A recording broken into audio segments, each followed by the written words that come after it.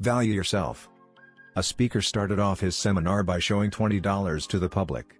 He asked the people, who wants this? There was no surprise to see that all of them lifted their hands. He offered to give the money to one of them but insisted that he will do something to it. He crumpled the paper money and showed it again to the crowd and repeated the question. Still, everyone raised their hands. He then put the money into the ground and stepped on it and then raised it again and offered it to the public.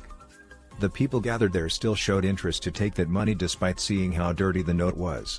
He told the public, no matter what I did to this money, you all still wanted this. You all went in favor of my offer just because the value of the money never decreased despite what I did to it. Similarly, value yourself despite the painful conditions or failures. Moral: believe in yourself and work hard to achieve success.